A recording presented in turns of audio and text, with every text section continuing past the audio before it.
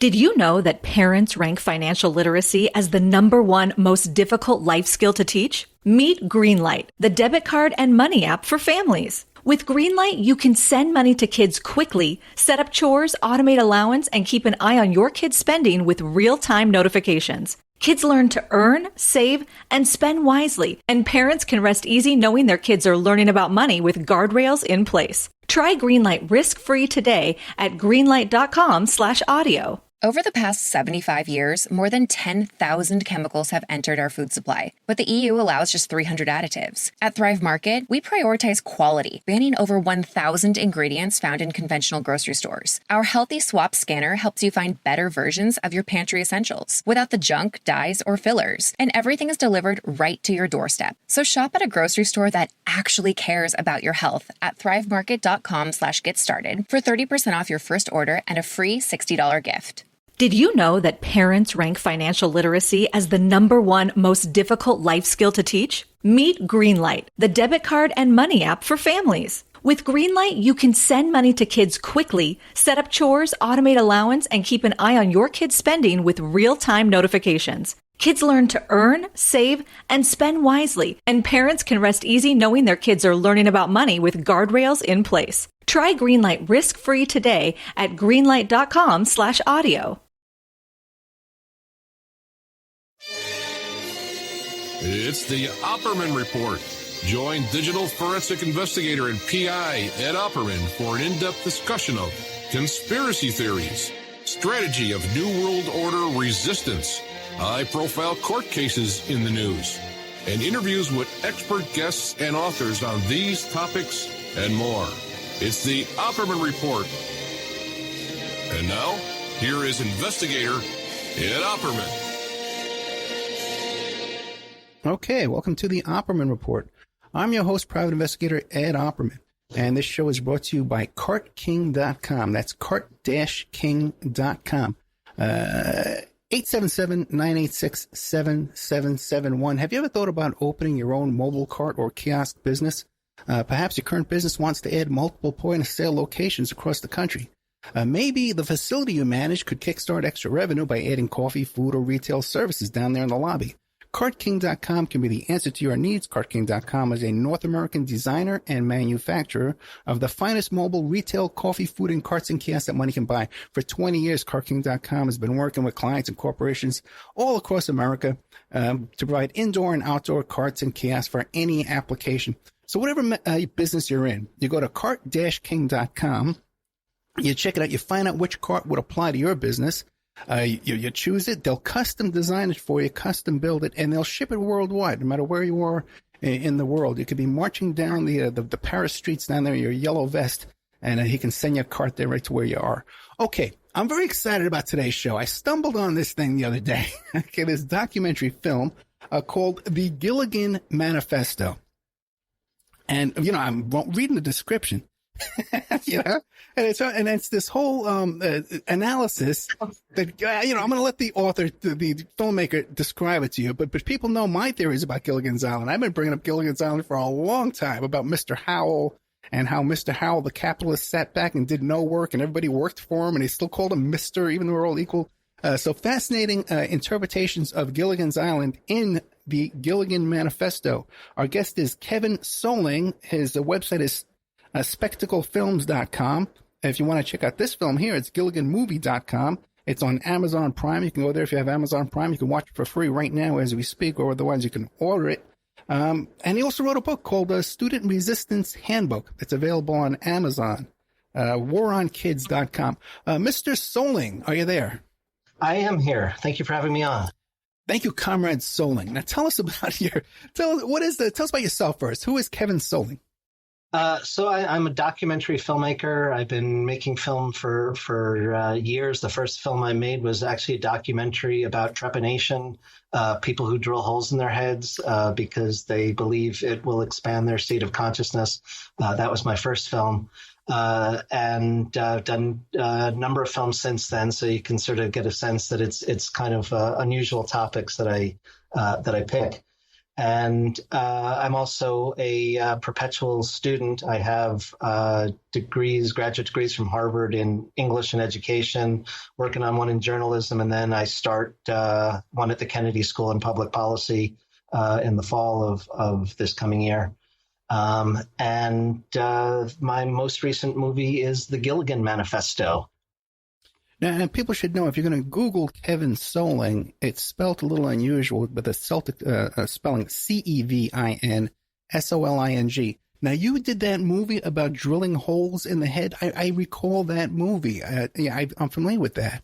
That got a cult following. That was, and I'm actually going to be revisiting that one pretty soon. That's not my next film, but the film after the next one will be a revisitation of that movie. And what is the next one?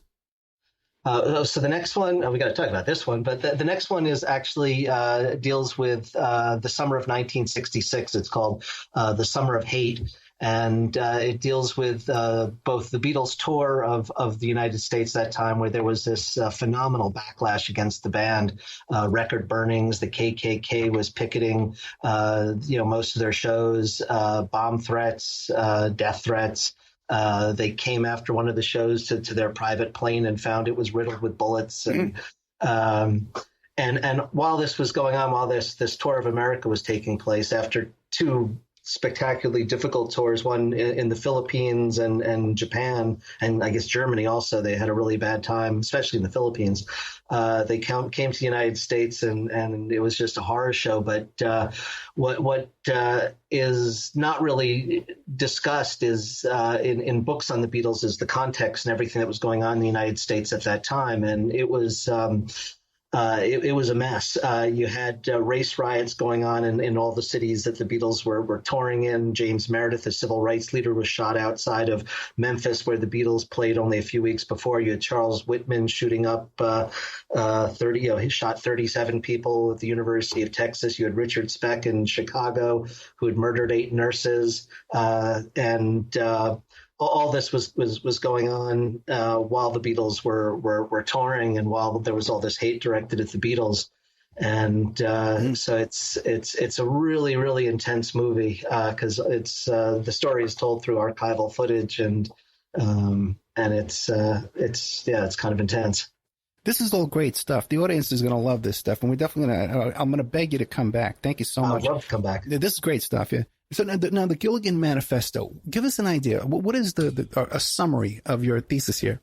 So the remarkable thing, I mean, you just abstractly, you kind of have to appreciate that the Cuban Missile Crisis took place in 1962, and this is just a year after the Cuban Missile Crisis.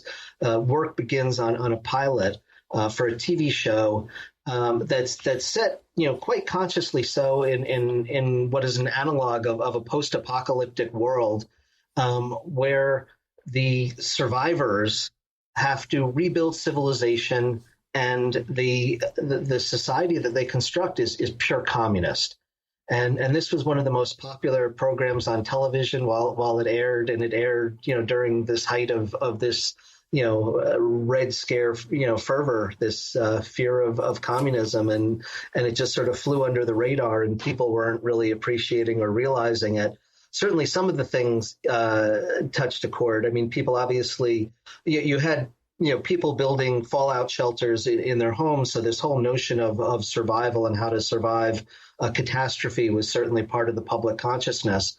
But that realizing that a shipwreck, was an analog for, nuclear annihilation when the consequences are the same, is not a major, step to make. It's pretty, the consequences are the same.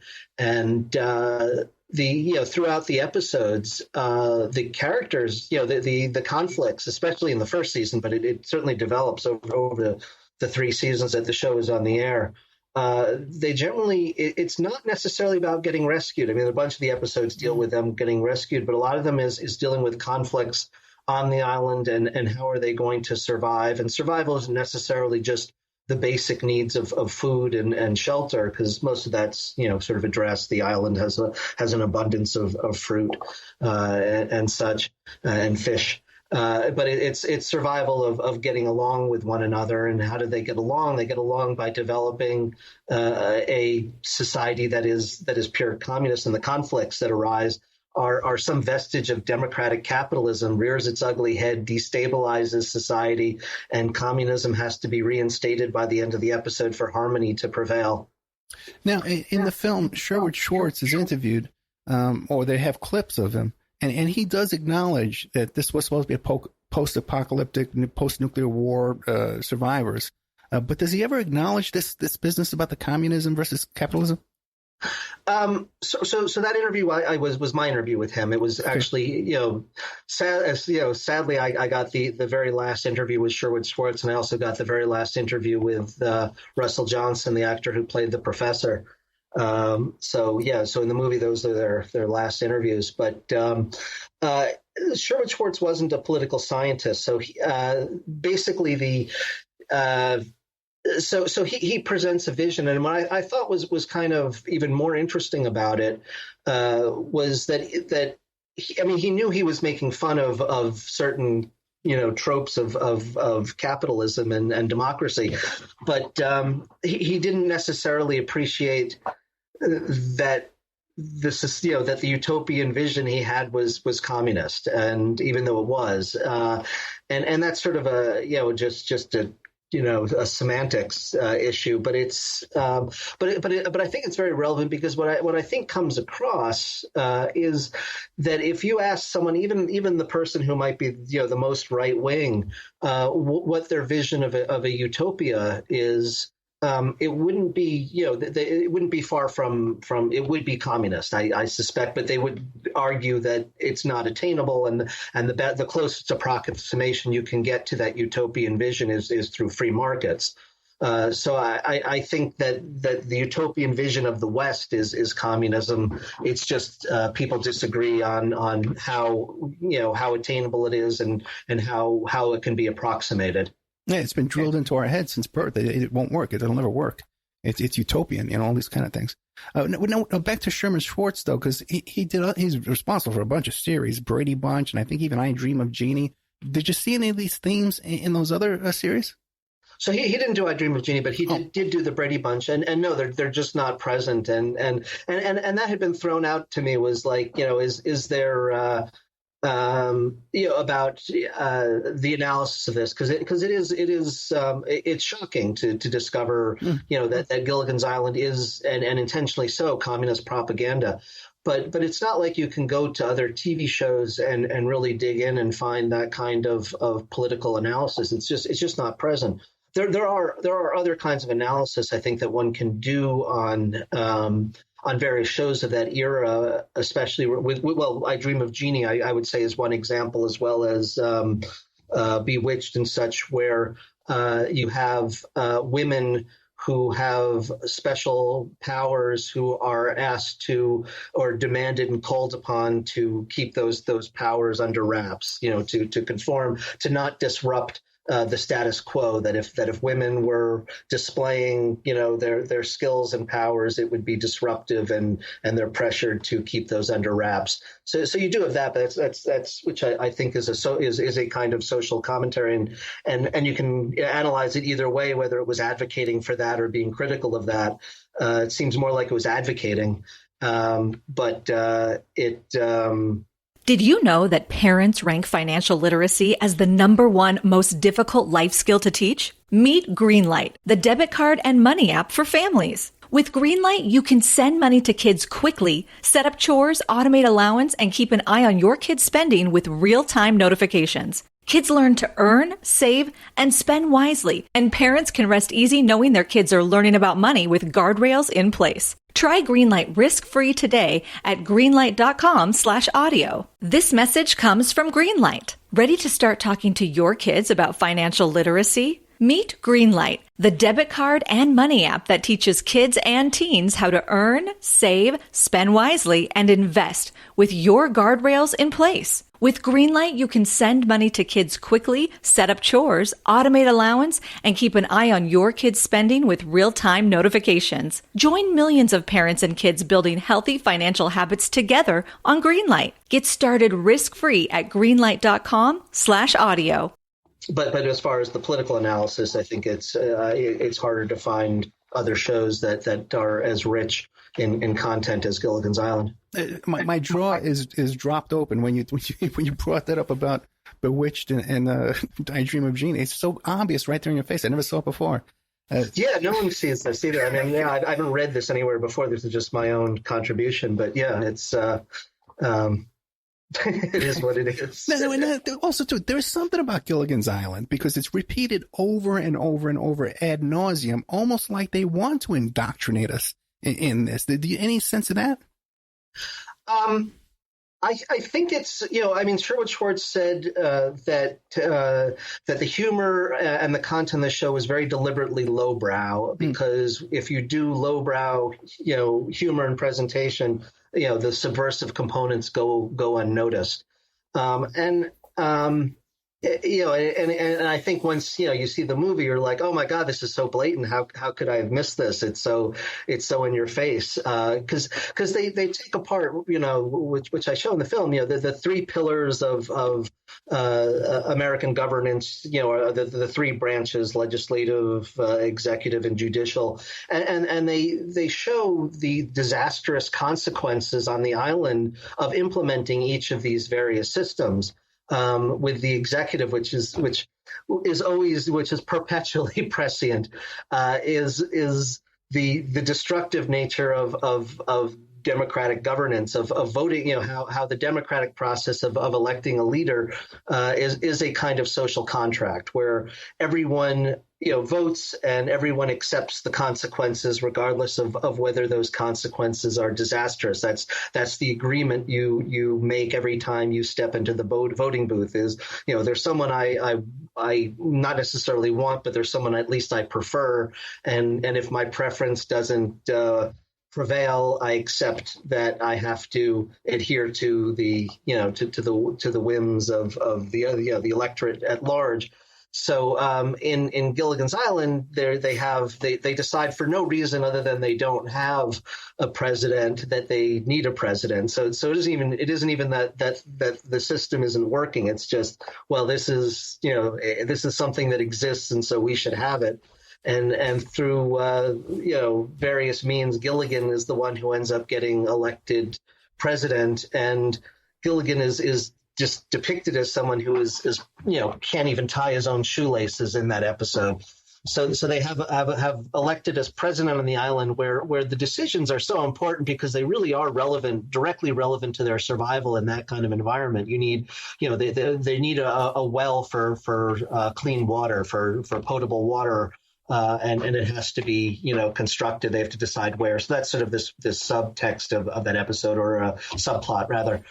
So it's very important, to their survival that a competent leader, if they are going to have a leader, be determined, and they vote someone in who can't tie their shoes, but they accept that they voted and that he must be president because they voted. And it's like, well, this is problematic because your survival depends on competent leadership. And it's something that always gets a chuckle from viewers because it's like, you just can go through, the years and see the quality of leadership that we have and draw your own conclusions there. It's fascinating, too, because his own appointees wind up totally manipulating him, and driving the whole operation behind the scenes. Well, yeah, that's the consequence of each of these systems too. Is that that everyone wants a position in his cabinet, which is silly because there are only 7 people, but they want to be vice presidents, chief justice of the Supreme Court, whatever. Because if they get a position in his cabinet, then they won't have to work, and that certainly skewers democratic governance. Right there that appointments are a means of avoiding responsibility and and doing that which is best for the collective, for the common good, but rather an opportunity to duck out for oneself for the privilege and benefits, that come with an appointment. It's very cynical. It's just, and the judicial branch is also brought up in another episode. Yes, so there's an episode where there's actually a fascinating legal dispute where there's a question of ownership of private property. Gilligan was asked to I guess build a golf course for Mr. Howell.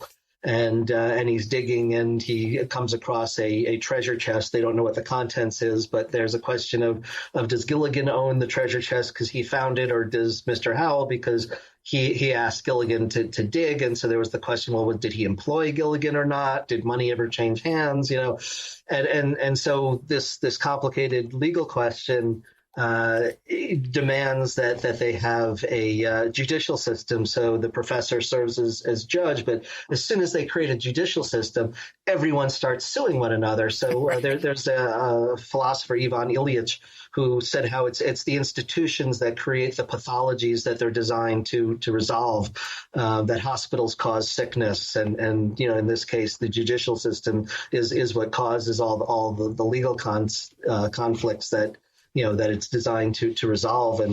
And so everyone is suing one another, and the professor ends up ruling that the treasure chest that was discovered belongs to everyone on the island because they're communists, and there is no such thing as private property. Everyone owns everything uniformly on the island, and that decision then ends the conflict, once and for all, because there's no ownership and no possessions.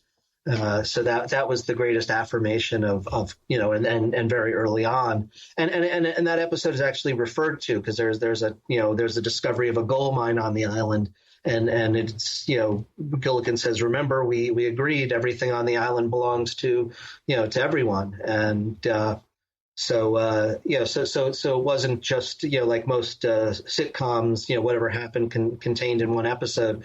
There is an evolution in Gilligan's Island, and that's one of the fascinating things is seeing the development of the characters. Yeah, because most of the things we're talking about today happened in the black and white episodes in the early season. Yeah. But the evolution of the characters is that Mr. Howell, for instance, is he's when you think of what the pinnacles of success are in capitalism, you want to be rich, you want to be famous, and perhaps have academic prestige, professor. And you have those representations of the pinnacle of success. You have, the millionaire. You've got the celebrity actress. You've got the professor, and those are the things that you'd aspire for. But the professor is alienated from people prior to being on the island. He's, clearly in his ivory tower and socially inept. The movie star again has no contact with her audience. She's kind of vapid prior to being on the island, and the millionaire is not a happy person. He has his possessions, but through the process of being on the island and being part of this communist community, they develop ties with one another that transforms them into whole human beings. And they start out as just abstractions. He's the professor, he's the millionaire, she's the movie star, and they become Ginger Grant, they become Thurston Howell. I guess the professor is still the professor, but they become whole human beings through their interaction and through the fact that their skills are designed to either promote the unity among their comrades or to aid directly with their survival. The professor's inventions are designed to directly to support survival, not some abstract gadget or something that perhaps could be used by the military or something. This is so fascinating. I hope people are keeping up with this because I saw a lot of comments online where they just didn't quite catch on to what you're trying to teach us here. You know what I mean? And there's so much to swim around in here. It's just fascinating how much was going on in that crazy little ridiculous series. But let's take a little commercial break here. We're with Kevin Soling. His film documentary website is spectaclefilms.com. And the guy's doing great work. All topics we would love here. The website for this film here is GilliganMovie.com. It's called the Gilligan Manifesto. You can get it on Amazon Prime right now. You can watch it right now tonight. Also, too, he wrote a book called Student Resistance Handbook. That's waronkids.com. So we'll be right back with more of Kevin Soling right after these messages. And now a word from our sponsors. Check out cartking.com, 877-986-7771. Have you ever thought about opening your own mobile cart or kiosk business? Perhaps your current business wants to add multiple point-of-sale locations across the country quickly. Maybe the facility you manage could kickstart revenue by adding coffee, food, or retail services, like let's say you own an office building or a warehouse. Put one of these carts there in the lobby. Well, CartKing.com can be the answer to your needs. CartKing.com is a North American designer and manufacturer of the finest mobile retail coffee and food carts and kiosks money can buy. For 20 years, CartKing.com has been working with clients and corporations across America to provide indoor and outdoor carts and kiosks for any application. From large, heated, and secure outdoor retail or food kiosks to smaller, more mobile coffee kiosks or coffee stations, coffee carts, CartKing.com designs and builds them all. Carts and kiosks are fun, and so are the dozens of designs on the website, CartKing.com. Please visit today at CartKing.com or just call them at 877-986-7771. Tell them Ed Opperman sent you and you get a good deal. The Opperman Report is brought to you by SubhashTechnosis.com. Subash Technosis is a search engine optimization and website design company. They're located in India, so you know you're going to save a lot of money and get top quality service. They offer all sorts of business process outsourcing, data entry, banking BPO services, recruitment process outsourcing, software testing, offshoring, research network, customer care, press release, content writing, and distribution, and much, much more. Now, you can get a hold of Subash Technosis by email at info@subashtechnosis.com. Their website is www.subashtechnosis.com, and their Skype is ANUSHASUBASH. Remember, all these shows on Awake are brought to you by emailrevealer.com. You can go to emailrevealer.com and get a copy of my book, How to Become a Successful Private Investigator. You also do all the kind of different services for you. Online dating service investigations called an online infidelity investigation. And that's where you give us your husband or your boyfriend, your girlfriend's email address, and we trace it back to their online dating websites. And we return a list of all the dating sites that email is registered to. We can expand our night investigation and trace it back to porn sites, escort service sites, swinger sites, gambling websites, and even prescription drug websites, and all kinds of digital forensics, computer and cell phone digital forensics, where we can recover deleted content from an email or a hard drive and produce a report for you that you can use in court. That's emailrevealer.com, or you can contact me at oppermaninvestigations@gmail.com. It's the Opperman Report. And now, here is investigator Ed Opperman. Okay, welcome back to the Opperman Report. I'm your host, Private Investigator Ed Opperman. We're here today with Kevin Soling, the filmmaker behind the Gilligan Manifesto. And his filmmaking website is called spectaclefilms.com. Keep an eye out for this guy. His work is really incredible stuff. It's right up our alley here. And I got a question for you about Mr. Howell. Mr. Howell, the capitalist, okay? He's the only one they call Mr. They're the oldest ones on the island. They're physically the weakest. They do no labor whatsoever. He sits there with his little bamboo cup with his paper umbrella in there while everybody else works for him, even though his money has no value on the island. Well, what do you make of that? Well, one of the fundamental tenets of communism is, from each according to their abilities to each according to their needs, and there's an understanding that the Howells are have limited capabilities when it comes to physical labor, but they do contribute. I mean, and I showed some clips in the movie of Mrs. Howell wanting to organize things, and Mr. Howell uses his skills as chairman of the board to, provide, some organizational skills, and they do come to care for him, but they can only do so much, as being older as far as they're, providing physical labor, but they do contribute. It's not accurate to say that they just live exclusively lives of leisure when one looks at various episodes where there are needs to contribute for various things. They are actively engaged. That's true, and it would be difficult for Mrs. Howell to work holding that umbrella and those gloves and all. How about the legislative branch is also addressed? So that's great too. Again, it's the Ilyich thing where they decide again for absolutely no reason, and it's so absurd because there's 7 people, but it's satire and it's perfect satire. They decide they need law enforcement. They've never had any crime on the island, so we have to have law enforcement and laws and rules and enforcement of those laws. So the law is just taken from some textbook that somehow made it to the island. You don't really ask why. It's not really relevant or important. But the letter of the law is then enforced, and the letter of the law, of course, is more important than its promotion of social harmony. And Gilligan, well, the skipper is becomes the sheriff, and Gilligan is his deputy.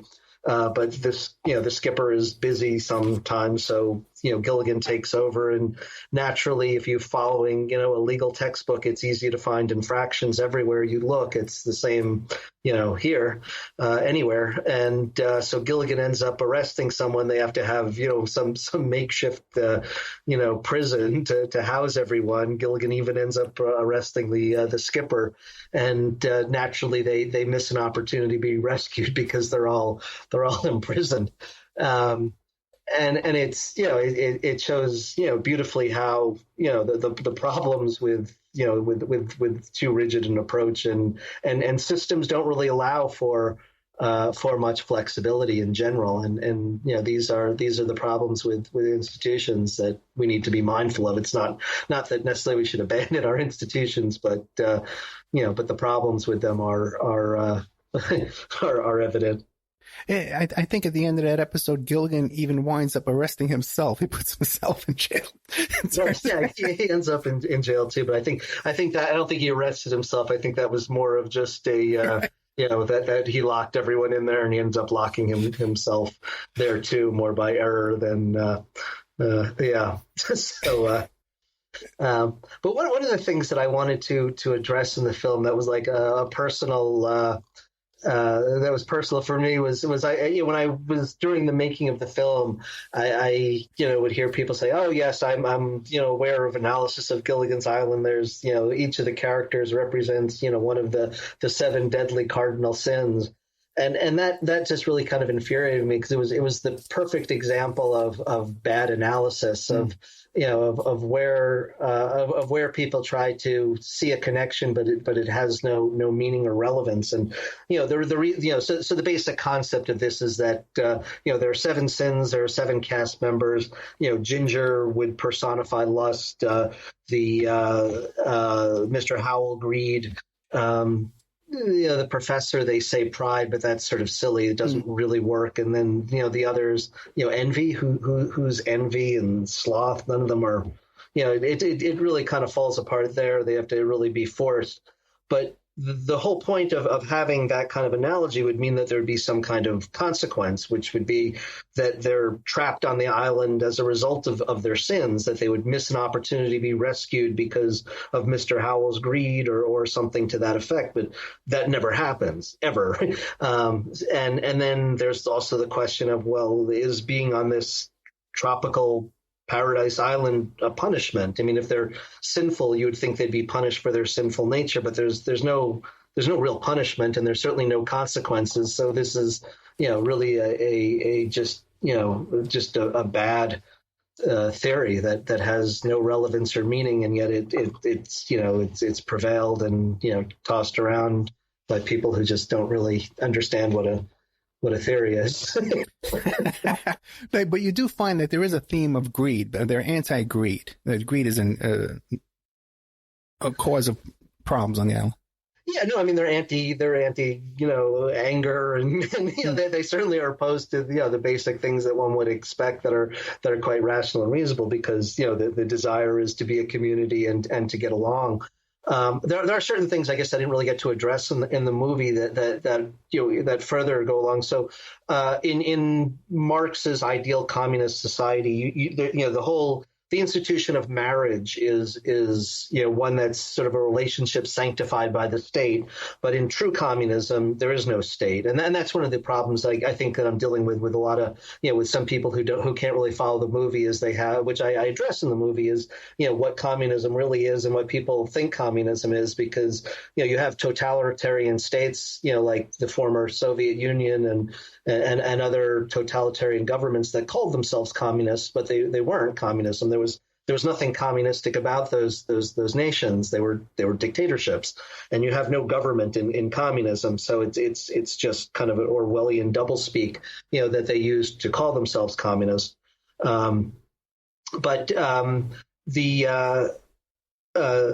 So that's sort of one of the fundamental problems is people hear communists and they think that. But the institution of marriage was one that was that doesn't exist in Marx for that reason. And the Howells marriage is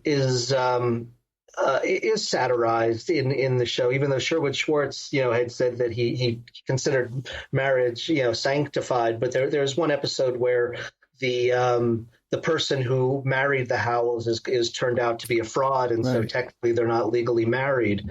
Boris Knuckley was his name, or Norris Buckley or something, and then the marriage falls apart because of this intangible scenario that the person who married them, why should that impact or affect anything? But it does, and then it turns out that that the radio was wrong and got the name of the reverend who incorrect, and so they really are married, and that sort of resolves the problem, and it shouldn't. Why should that have made a difference if they hadn't turned on the radio? With their relationship have changed, and it does, because the institution of marriage is satirized. Camaraderie is considered very important, but marriage is dismissed to a certain degree in that way. And how about religion? There is no religion on the island. It just which is it's hard. I remember reading about these the artists and photographers and such who were trying to capture the Depression in the 20s, early 30s, end of the 20s, and they were saying, well, what do you photograph? There's nothing to how do you capture this? In communism, there is no religion, and there's no religion on the island. Granted, there isn't religion on sitcoms in general. The Simpsons go to church, and there are a few things where you'll have something like that, but yeah, it doesn't. It's not the most powerful argument in that as far as the tropes of sitcoms is concerned, but it is a fact that there is no religion on the island. There's no religion in Marx and in communism, and so it's I could only acknowledge it and show the consistency. I don't spend a lot of time on it because it's how do you portray the absence of something, but it is acknowledged because it does play off the consistency of the Marxist vision. You do spend a lot of time, though, addressing the issue of visitors to the island. Yeah, so that that perfectly also sums up the difference. The visitors are all coming from while there is this apocalyptic vision, and that there is an outside world at the same time, but the things that arrive on the island, both the detritus, the things that wash ashore, tend to be contaminated, and usually they're contaminated by radioactivity, which is if you think about it, that's really dark. That does play into the notion that there was this nuclear apocalypse, and the garbage that washes ashore is contaminated from the outside world, and that's pretty freaky. They get seeds on the island, and the seeds are contaminated. There's a meteor that they fear is contaminated. There's a a landmine, a water mine, a sea mine that washes ashore that is armed and dangerous. So everything in the outside world, from the physical thing, really, there's plastic explosives, things are military. They present a real threat. There's actually a moment where a missile was launched, a test missile, at the island. Which was done around that time. The Bikini Islands were destroyed by the hydrogen bomb testing, and so that's real. And then the people that come ashore are all uniformly corrupt. You have bank robbers. You have just self-indulgent people in some instances, which would be the most tepid. But by and large, they're really horrible people who are willing to leave the castaways behind. And they have to leave them behind for the show to persist. But they don't have to do it out of malice. The leaving of behind, and it's almost. It's almost always out of malice. I guess there are a few exceptions, but where it's just absent-mindedness of some bizarre kind, where they, just can't figure out the location. But more often than not, it's that these and sometimes through the capitalist machinations, there's a band visits the island, that the Mosquitoes, who are an analog of the Beatles. And they come to the island to sort of get away from all the noise and hysteria, so they can sort of focus on their music and to try to entice the Mosquitoes to bring them back sooner, because they don't want to wait for the Mosquitoes to to survive the respite from the hysteria of so-called civilization. They try to they form bands on the island, but the women on the island, the band is too good, and they're afraid of the competition, and so they leave them behind, which is rather savage. But just imagine, right? Yeah. I feel bad for kids growing up today who don't watch this, who didn't grow up on this series, man, because it really was some funny stuff. Yeah, for me, the funniest thing I thought that was, that I was shocked when I was like rewatching the episodes was when it goes back to the President Gilligan episode, and there's all the infighting among the cabinet members about how none of them are doing work, and Marianne is saying how the Secretary of Health and Human Resources is on strike, and Ginger says, won't help in the kitchen, and Ginger says, I'm not in strike, I'm working on, she's building or she's going to build a med school on the island and stuff. It's like. Right, they couldn't build a hospital; they had to build a med school first. Yeah, and they were going to build a hospital. She was going to build a hospital, but then after she builds a hospital, she was going to build the med school. That was it. And so I mean, that's I thought pretty sophisticated humor, and it's very funny. It was pretty brilliant, and I thought there were a lot of moments like that where where the humor wasn't exclusively the slapstick that that it's sort of remembered as being. Right. It's right. It's remembered as being the simplistic slapstick, light comedy, but really there's a lot of stuff there. Even the Latin American dictator who shows up, and the trophy hunter who shows up and wants to hunt Gilligan. That's a disturbing thing as far as outsiders coming in. That the trophy hunter certainly exemplifies or both of those. I mean, they really show just the depravity and corruption of the outside world, and certainly with the dictator, it's not beyond the realm of reality. So it's. There's certainly that. One of the other things that I really wanted to have fun with was, was the perennial question of if the professor can, build a radio out of a coconut, which doesn't happen. He does build a lie detector. I mean, there's a lot of amazing inventions, but as an example, which is fair, why can't he build a boat? So in the movie, I had interviewed a number of my professors at Harvard, and I asked them, pointedly, I was like, you've got all these this a luminous history and can you build a boat? And two of them said no, and one of them said yes. But the fact was that just because one is a professor and has these skills doesn't mean that one can build a boat. That they're different skill sets. And the professor himself had was asked to speak at MIT years ago, and he said how as many of you know, the professor has all sorts of degrees, and he lists all the degrees that he has from different universities. And he said, and one of these degrees is from this very fine institution of MIT, and that is the reason why I cannot build a boat. Well, no, but they actually had a boat. They had a boat the first season. It only had a little hole in it. The boat was wrecked in the first episode. Then they tried to repair it, and there was a problem with the nails and the glue that they constructed. The nails didn't hold, and so then their efforts of trying to repair the boat caused the whole boat to fall apart. So then they built a raft, and the waters around the island were shark infested, and the skipper and Gilligan sort of barely make it back, as a result of the sharks devouring their raft.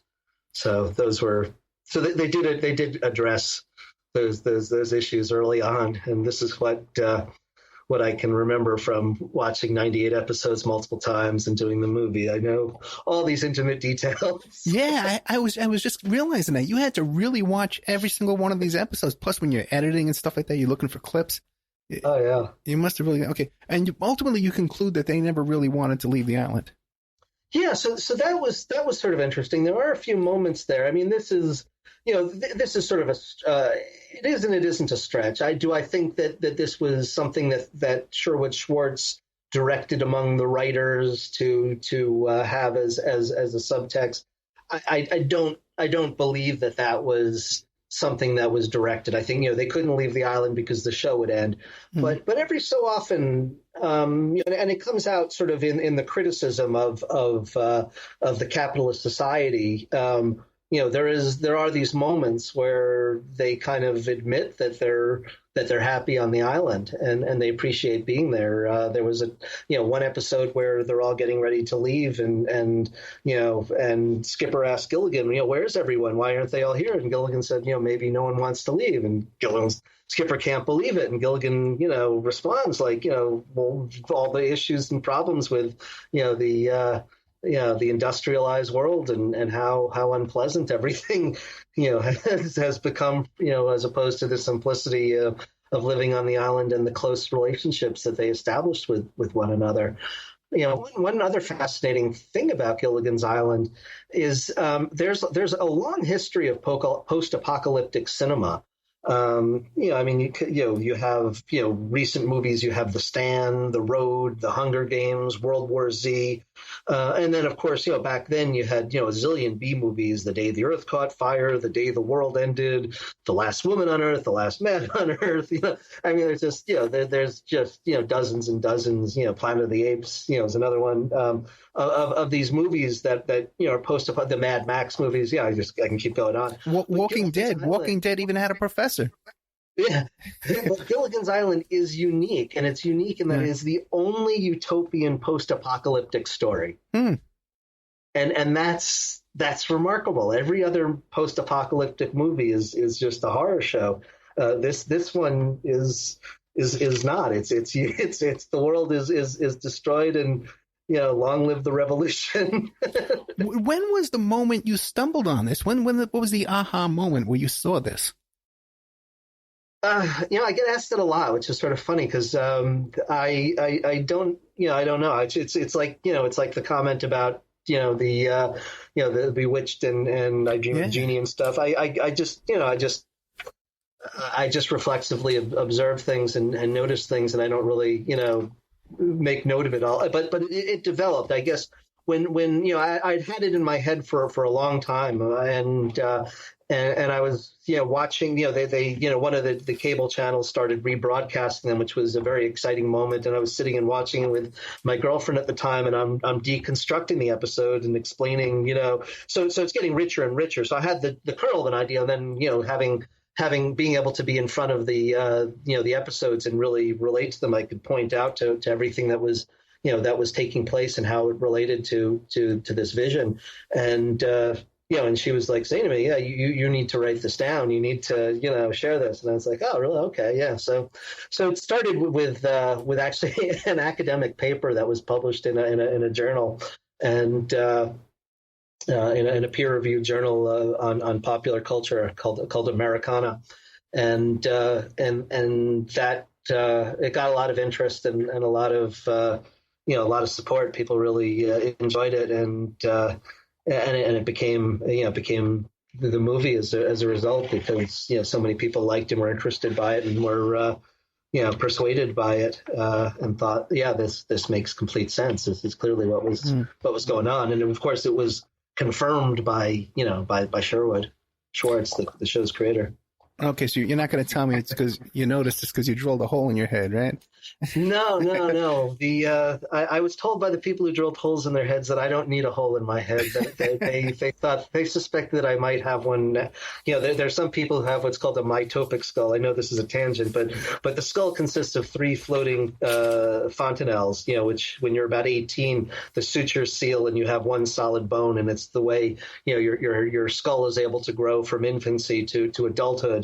And at that moment where your sutures seal, there's a small percentage of the population that have what's called a mitopic skull, who have where the sutures don't perfectly line up, and they have a naturally formed hole. And they suspected that I had a naturally formed hole in my head, and I just accepted that, and we kind of went on from there. So they weren't pressuring me to do anything, whereas they did try to encourage the crew to drill holes in their heads. Yes. And when these guys put pressure on, they use a drill. This was just pure verbal. No. What is the name of that film again? It's just called A Hole in the Head. Hole in the Head? And that's on Amazon too. But Hole in the Head. But that's a fun doc. Yeah, I'm going to watch that right after we get off the air. Okay, let's take a little commercial break. No, I really am. Let's take a commercial break, and we'll be right back with more of Kevin Soling. Fascinating stuff. This is like brilliant analysis. I'm loving this. Spectacularfilms.com. This is GilliganMovie.com, where you could find this movie called The Gilligan Manifesto. You got to check this out. It's on Amazon.com. It goes fast. It's very enjoyable. It's humorous, but it's also it's an intelligent movie as well. You're going to enjoy this. Also, too, he's written a book called Student Resistance Handbook. Okay, we're going to come back and do a show about that as well. And then Hole in the Head. How do you beat that? How do you top that? the Kevin Soling repertoire of movies here. We'll be right back after these messages with more of Kevin Soling and the Gilligan Manifesto.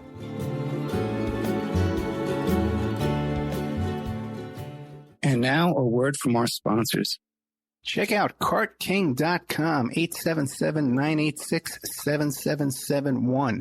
Have you ever thought about opening your own mobile cart or kiosk business? Perhaps your current business wants to add multiple point-of-sale locations across the country quickly. Maybe the facility you manage could kickstart revenue by adding coffee, food, or retail services, like let's say you own an office building or a warehouse. Put one of these carts there in the lobby. Well, CartKing.com can be the answer to your needs. CartKing.com is a North American designer and manufacturer of the finest mobile retail coffee and food carts and kiosks money can buy. For 20 years, CartKing.com has been working with clients and corporations across America to provide indoor and outdoor carts and kiosks for any application. From large, heated, and secure outdoor retail or food kiosks to smaller, more mobile coffee kiosks or coffee stations, coffee carts, CartKing.com designs and builds them all. Carts and kiosks are fun, and so are the dozens of designs on the website, CartKing.com. Please visit today at CartKing.com or just call them at 877-986-7771. Tell them Ed Opperman sent you and you get a good deal. The Opperman Report is brought to you by SubhashTechnosis.com. Subash Technosis is a search engine optimization and website design company. They're located in India, so you know you're going to save a lot of money and get top quality service.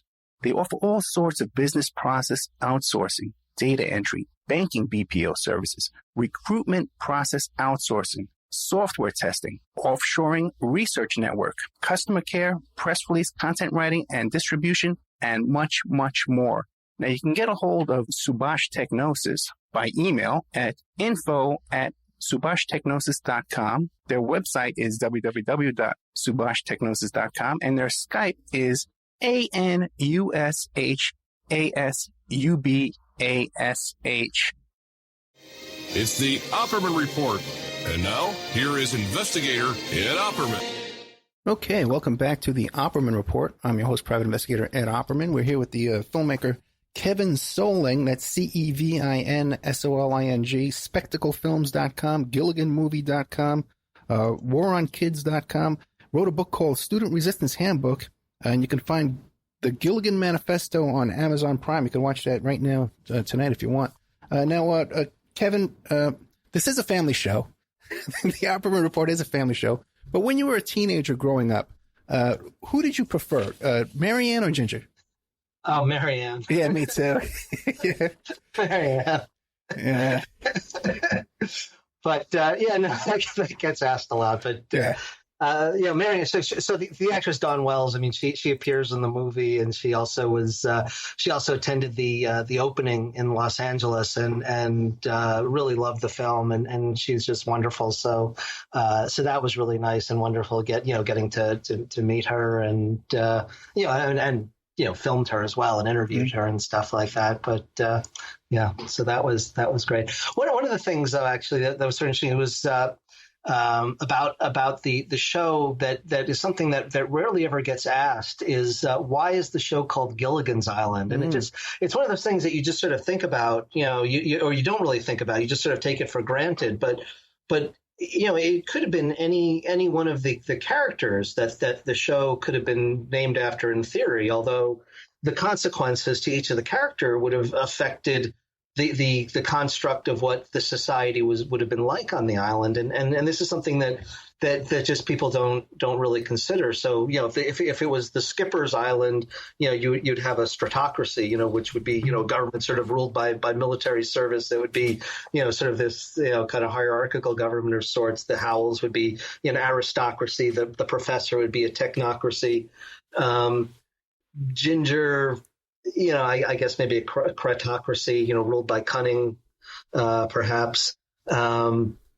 Gilligan and Marianne were members of the proletariat, and this is why you have why it is Gilligan's Island is it is a communist state, and like I said, it could have been Marianne's Island as well. I guess if one wanted to say it could be for Gilligan's it could be ruled by cacistocracy is ruled by the stupid, which I guess could be democracy too, if one's sufficiently cynical.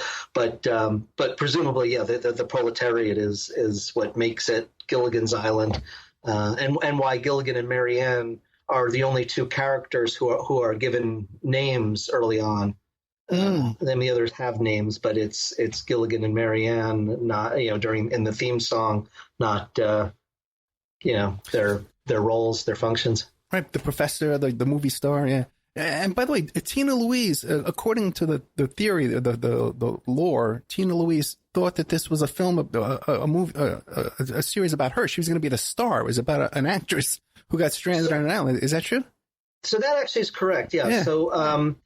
So her agent had misrepresented, this to her, and yeah, certainly, people were sort of scratching their heads as wondering, well, why would the show be called Gilligan's Island if you were the star? But at the same time, it was pitched that way to her, and the other cast members that I spoke to and Sherwood all had nothing but respect for Tina, and really understood and appreciated her position, felt that her agent had misled her, and but thought she was a talented actress, and certainly appreciated her, and they seemed to the best that I was able to see, they seemed to still be in touch with her too. And there certainly seemed to be great love among the characters for one another, even though this was something a project that they did many years ago. They still were connected by the the legendary status that the series has had.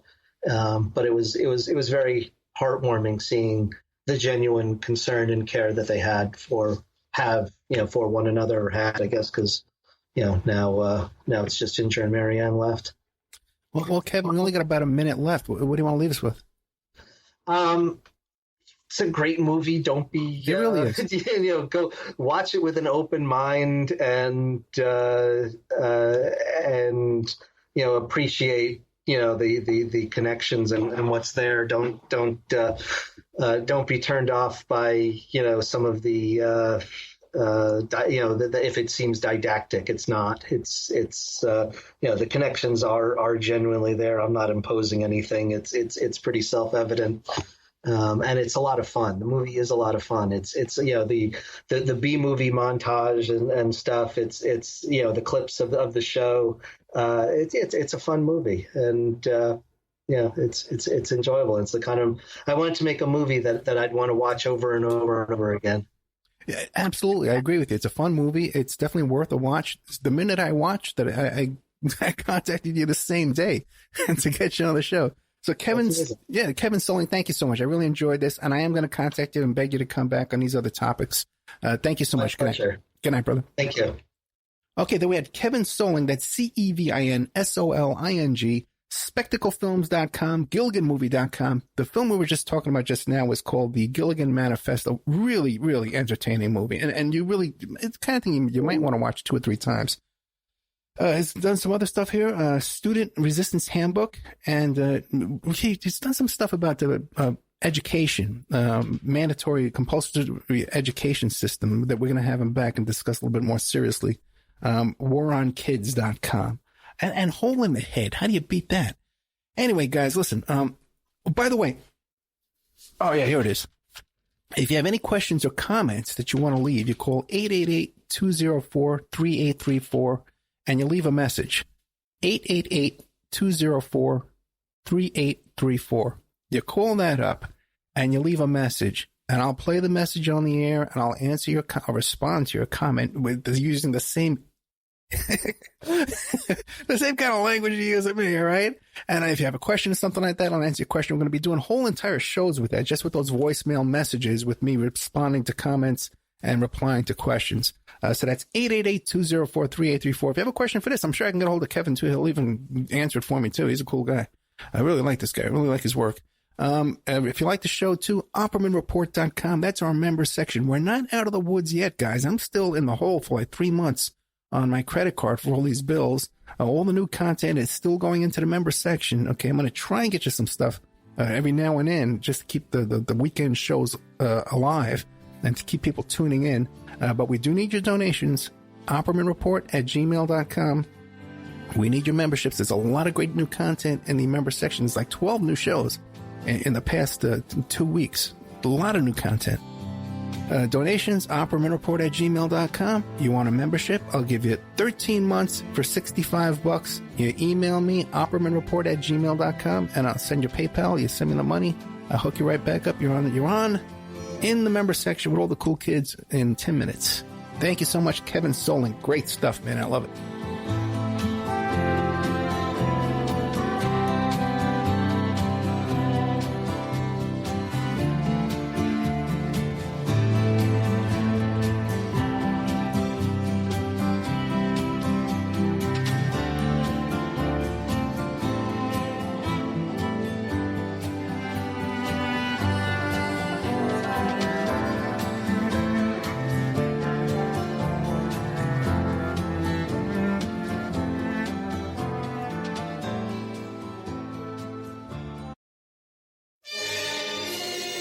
It's the Opperman Report.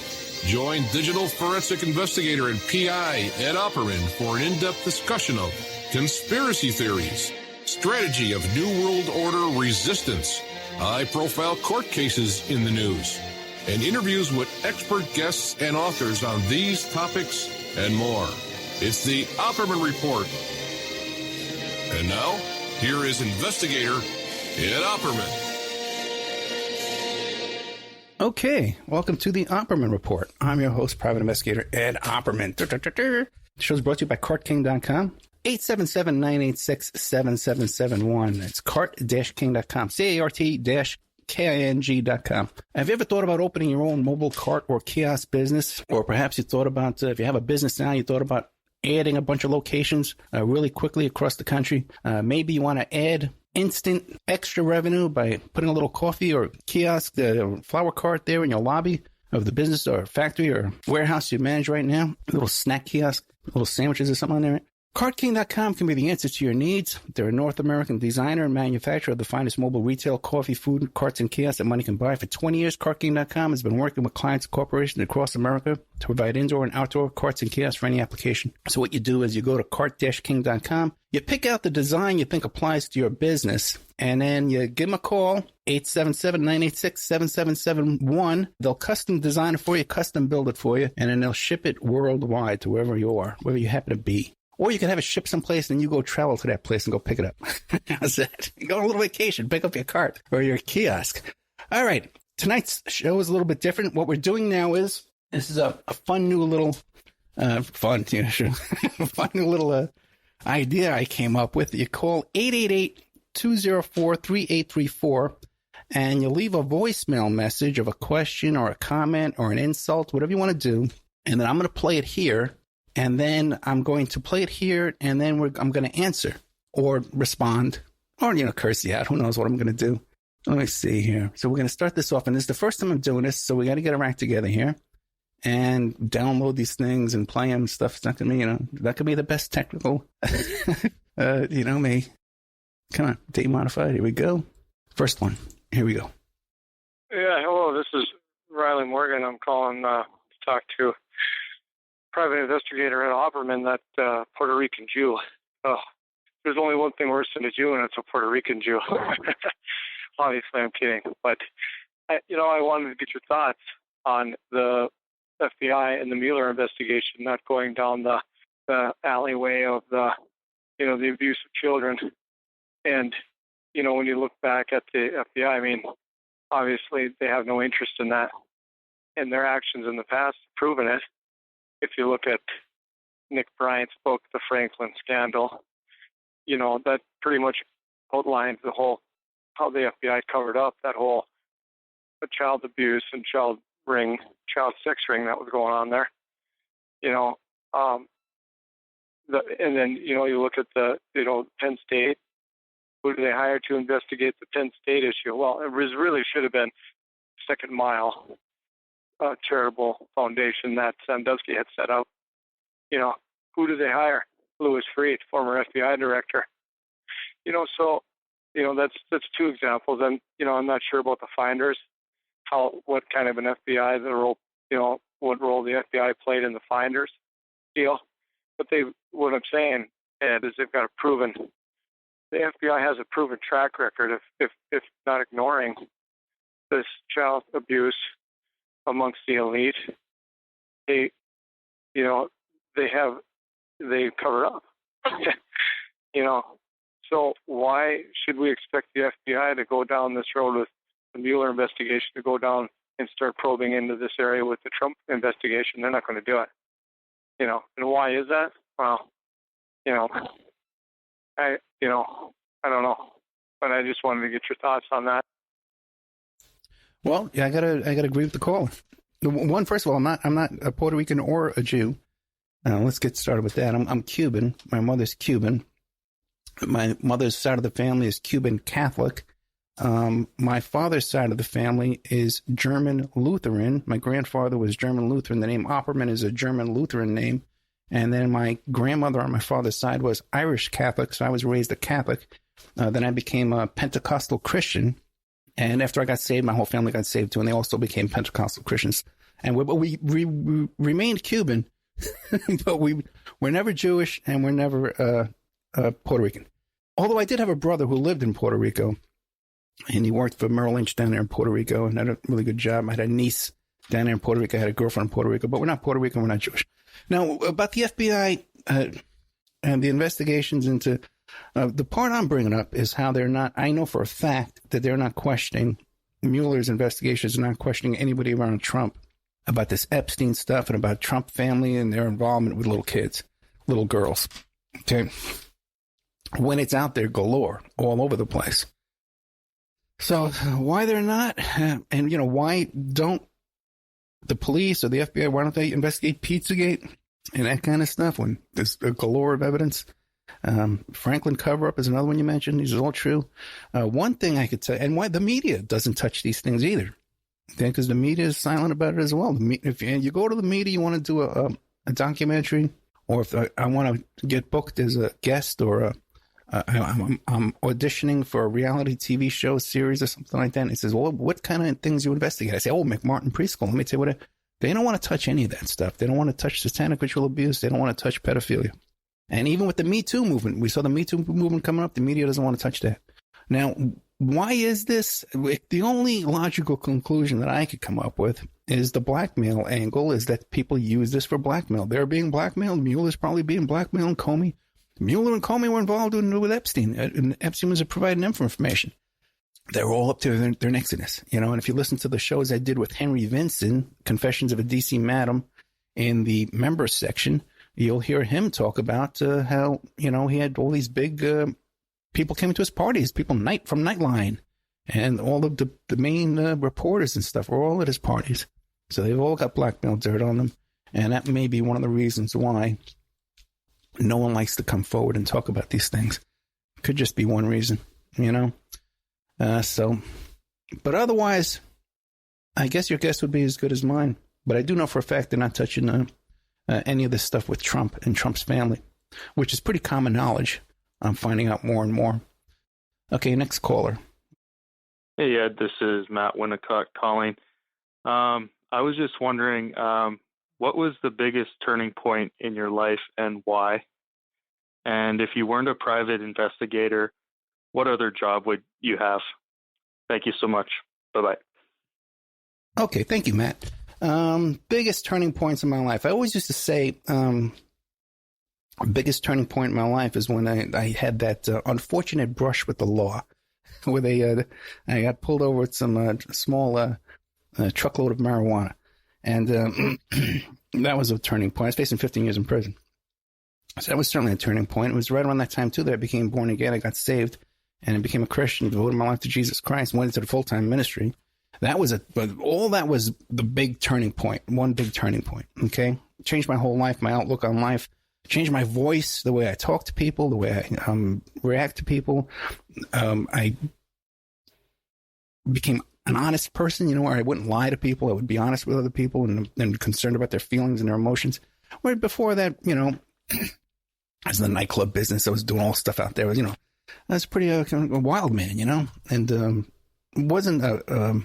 wouldn't steal from people, but I was a very aggressive person. I would take from people and forced my will upon people and, you know, intimidate people. So I pretty much changed my life that way. The second big conversion, that was a huge conversion in my life, turning point. The second one was when I became a father. I became a parent. And when I had to go into court and fight for custody for my daughter, that was, I thought the first fight, the marijuana charges was the fight of my life. But after that, the fighting for custody of my daughter has been the fight of my life. And by the way, we're going back to court right now. One last time trying to straighten out finally this child support stuff. Vic's living here now 24 hours a day, 7 days a week. And we get no support, and mother's holding back even her gifts, Christmas gifts and birthday gifts and stuff, just insanity. So we have to go back to court and deal with that. I said, that was the second big fight in my life. Now, if I didn't become a PI, what would I have done? I don't know. I guess I found this investigative reporting stuff like that. I think I'm a natural at this. Even I can remember back, way back in the 90s, when I was living out in Vegas, my girlfriend said, boy, you know, you should do something like become a stand-up comedian or do something, you know, because you have such a big personality. You should do something like that. So I don't know. I kind of regret that I had not done this kind of thing sooner. You know, that I didn't get involved in radio or you know, TV producing and stuff like that sooner. I always thought it was something far away that was impossible to do. And that's even after growing up in New York City and being involved in WBAI and stuff like that and doing a little stand-up comedy. I still thought, like, well, the odds of being successful at that kind of business is so far away. It's so impossible. You know, it's, you know, and I've learned in life that really nothing's impossible. You can reach anybody. You can do anything you really want if you put your mind to it. It's all about focus, you know, and I try to stay focused on anything I do. And I know a lot of people who listen to the show are encouraged. One second. Here it is, Christmas week. The phone rings off the freaking hook. Can't get a break right now. 808. I wonder who that is. Anyway, I know a lot of people are encouraged by the battles I've gone through and the obstacles I've overcome from listening to this show. And I would suggest to anybody that if I have to point to one thing in my life, it's staying focused. Staying focused on your goals, staying focused on the project you're working on. If you stay focused, you can pretty much reach anything, any goal you have. You know, if there's somebody else capable of doing it, another human being is capable of doing it, you're capable of doing it, or I'm capable of doing it. It's just as long as you stay focused on the goal and keep your eye on the prize. Which is why people kind of think, I'm rude or whatever. I don't let people distract me from what I'm working on or what I'm thinking about or what I'm doing. And especially when you're in something like this with the radio show and you're in contact with so many people in the public, it's very easy to get swayed around and thrown off course, having other people insert themselves into your projects or your work and what you're thinking and distract you and throw you off course there. So that's what I would say. So I think I answered the question, right? Okay. Let's see. What's next here? What's fun, games, and surprises? So far, 2 good calls.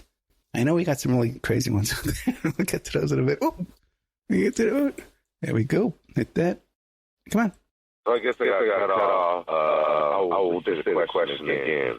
All Q followers, why has Q not talked about Jeffrey Epstein or anyone else or any media or any online? Why hasn't anyone talked about Jeffrey Epstein? That's the question. Mueller, Acosta, Clinton's, everyone else that Q talks about are directly involved with Jeffrey Epstein. But they're not talking about Jeffrey Epstein. They're talking about FISA, Russia, this, that, and the other. They stay away from Jeffrey Epstein, even though last week he just settled out of court on a civil suit to keep the victims from bringing any more information out to public. But why doesn't Trump or anyone else talk about it? If he's going after pedophiles, wouldn't you think this would be the thing to do? Not to his buddies.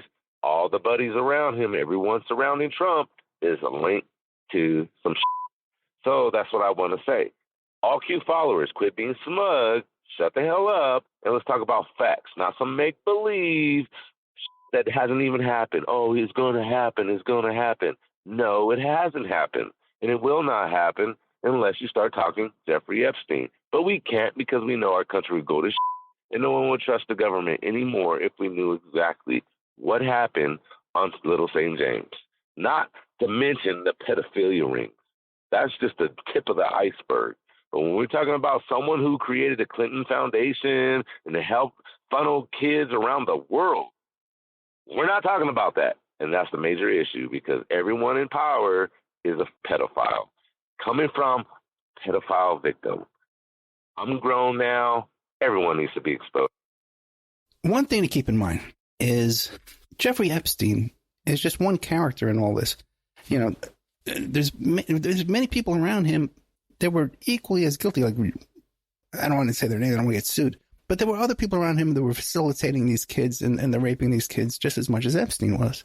Some of them walking around didn't have no charges against them whatsoever. Okay, just a couple of civil suits. Another thing to be, I want to clear up here is this business about Jeffrey Epstein settling this civil suit, and now the victims couldn't come forward.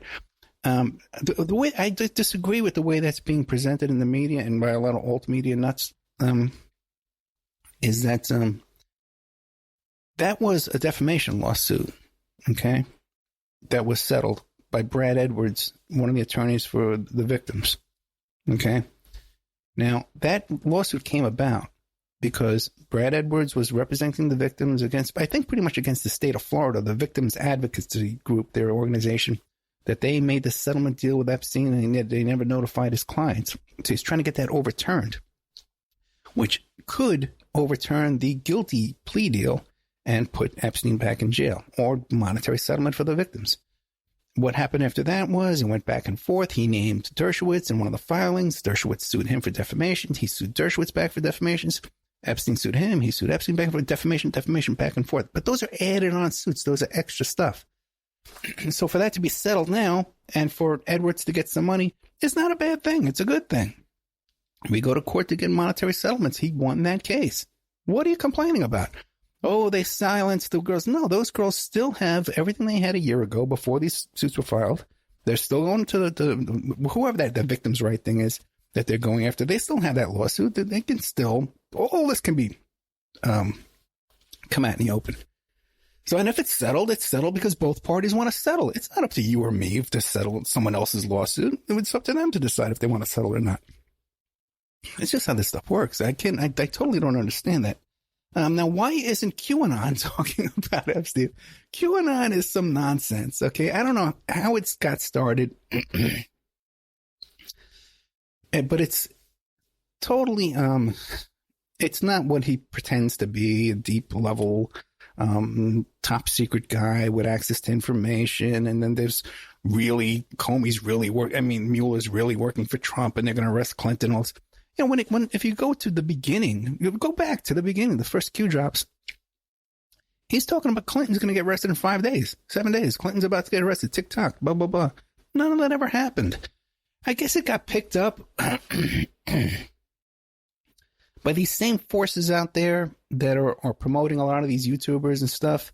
And a lot of these alt media characters is on Twitter with these 100,000 Twitter followers. Who are these people? You know, who are these people? You know? And then they've got 100,000 followers just to read their Twitter comments. And now there's some kind of a factor in life. What have they done with their lives? Nothing. Nothing. More and more and more. Every day that goes by, I get more cynical about all this. And since I'm in this milieu and I'm dealing with these people off the air and on the air in different ways, the more I am suspect of everyone, of very few people I trust. And the ones I do trust, they got my own phone number, you know, in this business and this stuff going on. And so if you're one of the people out there talking to me, you know, I trust you if I gave you my number.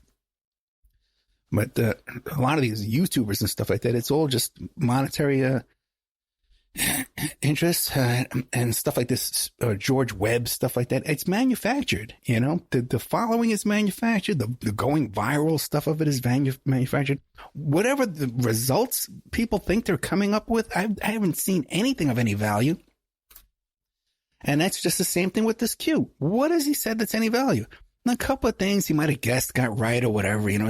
And he's posting now Fox News links and stuff. It's all nonsense. And he's not going to talk about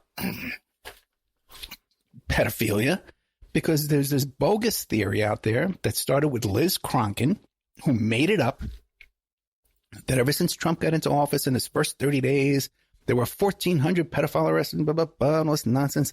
I looked into all of that. She knows I looked into it. A lot of people have contacted her with my radio shows. She has never corrected herself. She's never denied it. I've talked to the cops involved in those investigations. It had nothing to do with Trump. They went on 3 years before Trump even announced he was thinking of running for president.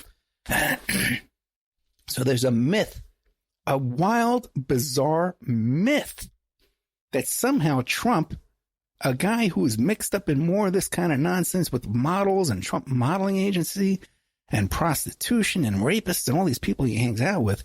Even, you know, we're finding out Paul Manafort was involved in weird, bizarre sex with his wife having sex with other men in front of him, in front of other men, all kind of stuff. All that. But somehow Trump is a goody guy now and he's wound up pedophile. This is just fantasy. There's no basis for that even close. Show me an instance. Show me where he's come out and said something. Made a statement. Anything. There's nothing but a stupid, crazy Liz Cronkin article, which is nonsense. I debunked the whole thing. Go back and look at my archives. 1,400 pedophile bust myth. Google that Ed Opperman myth of pedophile arrest, and you'll find there's several shows on this, week after week. And Cronkin knows all about it. If she wants to come on the air and say, "Hey, man, I talked to this cop. Let's bring the cop on the air," because I talked to all those cops. I posted their phone numbers of the public information officers that ran those operations. It had nothing to do with Trump. And it's not an inordinate number. There were more arrests after Trump. It's the regular numbers, and numbers haven't increased at all. And then there was something else about Trump signed an executive order about human rights abuses. But then it talks about, as exampled in the annex. And if you read the annex to that document, nothing has anything to do with child trafficking or child pedophilia or anything whatsoever. It's about adults and stuff. There's one thing in there about organ trafficking. It's the closest they could come to. But otherwise, there's nothing there. So why doesn't Q talk about Epstein? Because Q is a shill for Trump. Those are Trump guys. MAGA this, MAGA that. They're a bunch of right-wing nuts who have some kind of they've learned how to promote their stuff on the internet, and they're all plugged into it. All these guys, Cernovich and all these characters, they're all plugged into it, and they're all promoting each other, and they get it out there now. Just like right-wing radio, right-wing talk radio has been taken over by the right wing. Talk radio is controlled by the right wing. You can't get advertisers on AM radio if you're not a right-wing nut. So that's, they've done a good job at that, but we've got the numbers. We've got the people, the average person's smart. So that's my thing there. That's why Q doesn't talk about it. Q's not going to talk about Epstein, But then again, don't forget, Epstein's not just no one knew about Epstein 5 years ago when I was talking about Epstein. Epstein's no bigger than any of these other guys. There's a lot of people doing this. What's going on at Comet Ping Pong there is there's stuff going on. It's going on all over the place. Look at again, I'll talk about the Henry Vinson, Confessions of a D.C. Man. It's going on in Washington, D.C. They got Secret Service agents as their security guards. Let's play a commercial break, then we'll come back to the next phone call.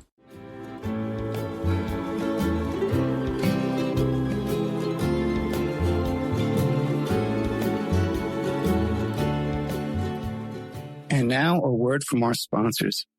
Check out cartking.com, 877-986-7771. Have you ever thought about opening your own mobile cart or kiosk business? Perhaps your current business wants to add multiple point-of-sale locations across the country quickly. Maybe the facility you manage could kickstart revenue by adding coffee, food, or retail services, like let's say you own an office building or a warehouse. Put one of these carts there in the lobby. Well, cartking.com can be the answer to your needs. CartKing.com is a North American designer and manufacturer of the finest mobile retail coffee and food carts and kiosks money can buy. From large, heated, and secure outdoor retail or food kiosks to smaller, more mobile coffee kiosks or coffee stations, coffee carts, CartKing.com designs and builds them all. Carts and kiosks are fun, and so are the dozens of designs on the website, CartKing.com. Please visit today at CartKing.com or just call them at 877-986-7771. Tell them Ed Opperman sent you and you get a good deal. Remember, all these shows are brought to you by emailrevealer.com. You can go to emailrevealer.com and get a copy of my book, How to Become a Successful Private Investigator. You also do all the kind of different services for you. Online dating service investigations called an online infidelity investigation. And all kinds of digital forensics, computer and cell phone digital forensics, where we can recover deleted content from an email or a hard drive and produce a report for you that you can use in court. That's emailrevealer.com, or you can contact me at oppermaninvestigations@gmail.com. It's the Opperman Report. And now, here is investigator Ed Opperman. Okay, welcome back to the Opperman Report. I'm your host, private investigator Ed Opperman. And what we're doing tonight is we're taking phone calls, 888-204-3834. And you call up, you leave a message, a voicemail. And I'm not deleting any of these messages. I'm going to play them all. I don't care what you say, how stupid it is. Okay, 888-204-3834. You leave a message. I play it on the air. Some I listen to in advance. Mostly I haven't. I'll play it on the air, then I'll respond. I'll answer your question, or I'll respond to your comment. Next. My name is Ed Opperman, and I need your support to stay on the air because I don't get any YouTube monetary funds, and all my information is real because I have all the special sources. I'm a private investigator, and I got millions of years experience going back to New York State in the late 70s and working around the Christopher Street piers and Studio 54, and I knew all the cool people. Okay, that's enough. Okay. Now, I'm going to play them all. And by the way, too, this guy goes on and on and on. He goes on for like another 3 minutes. We've heard enough of that. But the thing is, I get these kind of messages. There's people who every single Saturday morning will listen to the show and create a brand new YouTube account to go leave a crazy comment on YouTube. The same people over and over. I block them every single week, and they come back with the same stuff week after week after week. So whoever you are there, Mr. 207 there up in Maine, I don't mind you doing a little shtick. You could be my commie nudie guy, but you have to, you should take notes when you're doing it. When you're going to make a comedy bit, I guess George Hines a comedy, you got to make some notes. You're not repeating yourself over and over again.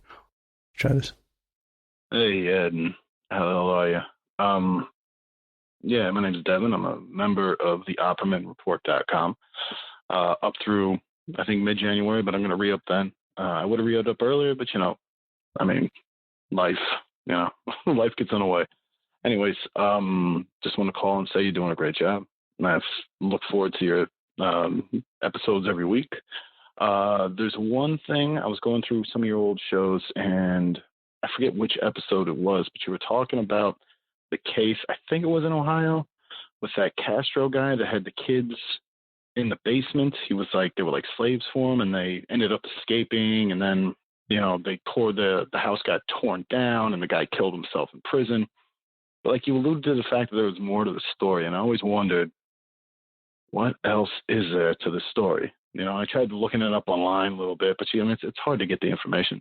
And I know that you can't talk about everything, but I kind of just hope that at some point you'll revisit that a little bit and give us a little bit more information about it, because it's fascinating. Yeah, I guess that's all I got. Keep up the good work, and yeah, cool. Talk to you later. Okay. Yeah, Ariel Castro. That is a really fascinating story. And it was in Cleveland, Ohio. And there's so much to that case. I have done a couple of shows on it. I've done a couple of after shows, solo reports on that. So you can look for them. I don't know how you'd find them, because sometimes I title the show as goofy, I don't know what that, I apologize. You can listen to all the shows. There's so much with that case. First of all, Ariel Castro's daughter, he had a teenage daughter, and she used to run away. Her mother had custody. She would run away from home and go stay at Ariel Castro's house when he had those girls there as prisoners. There's that. Okay. The prisoners don't talk about it. The daughter doesn't talk about it. Castro can't talk about it. The cops don't talk about it. That girl, also too, according to the victim, at Castro's direction, she accused her mother's new husband, of sexually abusing her, and he got arrested. When he got arrested, he said, "How come you don't check Ariel Castro? He knows those girls that are missing. The little girls that are missing." He talked about all this. There's that. That's not enough already, Then at one of the scenes, by the way, his daughter was the last person to see one of the, I think it was De Jesus was the last person to see that girl before she was kidnapped by her dad. Okay. And kept in this house, prisoner for 10 years or something crazy. There's that. Then there was this bizarre, Ariel Castro was a bus driver who did some bizarre thing, kept a kid on the bus, and he took the bus home with him, and there was a little kid still on the bus.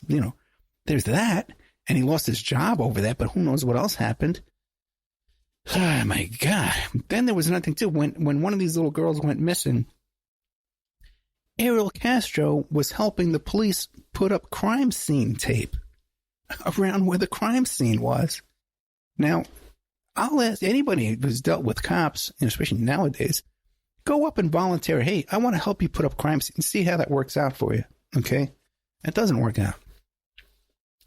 There was one other thing, too, at his sentencing hearing, where he talks about, he's trying to say, "Oh, I wasn't that bad. You're trying to make me sound out to be a monster, but we had good times too. You can't deny we had good times." And then he starts talking about the money they found in his washing machine. And according to police reports, they found, I think it was $15,000 or $25,000, something along those lines. And he had to give up turn over all his property. They razed the property. They destroyed, bulldozed the property. When they're talking about that, there were babies buried underneath that property because these girls gave birth to, they had miscarriages. They gave birth to the babies. But he's talking about this money they found in his washing machine.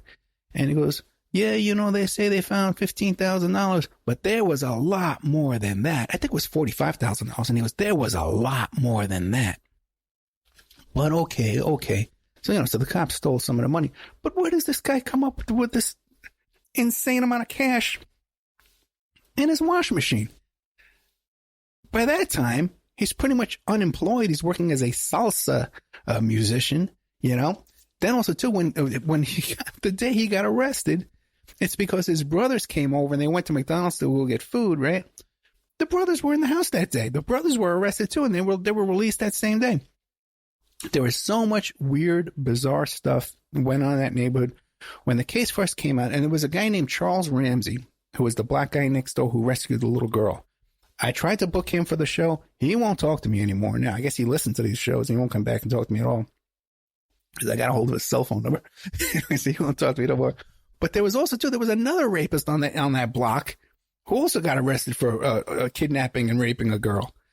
So and I called some of the people on that block and I asked them questions. They said the other people, hardly anybody speaks English. They would put little kids on the phone to talk to me. This is way back when I was looking to this hot and heavy. By the way, I can't get anybody to come talk to me on the air about this. That father, the stepfather who was arrested, and charged with raping Ariel Castro's daughter, he won't talk to me, even though he's been in the press. The PI who helped him, who was his employer, he won't talk to me. You can't even find his phone number anymore. This guy's has an unlisted phone number. Something going on with this case.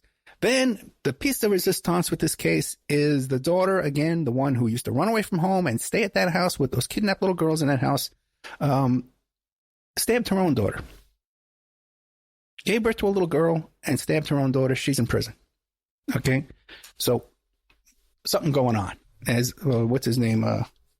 Henry Lee, Dr. Henry Lee would say, something wrong. Something wrong here. Okay, I think that was number 7. Let's see. 1, 2, 3, 4, 5, 6, 7. Oop, that might be the last one. Let me see. Maybe it's 7, 1. Okay. There's 2 more. Let me see. I might be playing this one twice. Hi, Eddie. It's your stepmommy. Ooh-wee. How's my little boy? Oh, yeah, you come over here and you give your new mommy a hug and kiss. Oh, yeah. Kiss your new mommy on the lips, Eddie. Use your tongue like mommy taught you. Oh, yeah. I'm your new mommy. Ooh, you love your new mommy. I know you do. You naughty little boy. Mommy got you masturbating earlier. You spy. Okay, that's enough. I don't know where he's going with that. By the way, I've never had a stepmother. I don't know what he's talking about. But again, if you got some material, write it down, so you're not repeating yourself over and over again. I'll play it, if you got something decent to say. That guy's from Maine. I don't know what his problem is. It's a little insight into his thinking, too. I don't know how you come up with that. They come up with that dialogue off the top of your head, just out of nowhere, man. That's kind of something you've been thinking about. Or you've been watching some kind of weird porn or something, man. So God bless you there up in Maine, my friend. I had a problem with this guy up in Maine one time. It's probably him. I went to this thing up there. It was this Christian retreat called Tres Deus, right? Where you go up there for 3 days and a bunch of Christian men only, right? And we went to this Boy Scout camp. My friend flew me out there. I used to be with this traveling tent ministry. And we had the Reverend, the evangelist, and then the guy who worked for him. And all 3 of us worked together. And so he was all hot and heavy on this thing, the young man. And he flew me out there. And then we had the Reverend out there too. And the 3 of us, our first reunion was together up there at this Boy Scout camp on bunk beds at this Tres Deus Christian retreat for 3 days. And it was really beautiful time together. Me and my 2 friends, we haven't been together since the tent ministry. We traveled with the tents and we got to spend some time there. But there was this one guy. See, I didn't like this thing Because what you did was you had to sit at a table with 5 guys, and then you would read some scriptures. I think you would read some scriptures or something like that, and then you'd have to draw a picture, like you'd have to, with coloring, with the crayons and stuff. And then your little team would go up the front there, and you'd give your interpretation of whatever it was. And it was just a little goofy, a little childish to me. I thought it was childish. I wasn't digging it. And by the way, too, while I was up there, I always talk about the story about how Sarah Palin went on Sean Hannity and she said she wasn't going to run for president because of my client. That happened while I was up there. And so I had this big thing going on with my client being talked about, and Sarah Palin saying she's not going to run for president because of my client and my case. And I'm up there with these characters drawing pictures up in Maine. So I was a little pissed off that they were wasting my time up there and with this goofiness and this childishness. And there was this one character up there that when my book came out, he wrote this really nasty review about my book. A guy who I was at this church thing up there with. And I wonder if that's him, because he was a jerk. And it would be some kind of pervy guy to have that kind of pervy stuff on his mind. Let's play another commercial break and we'll get back with more perversions.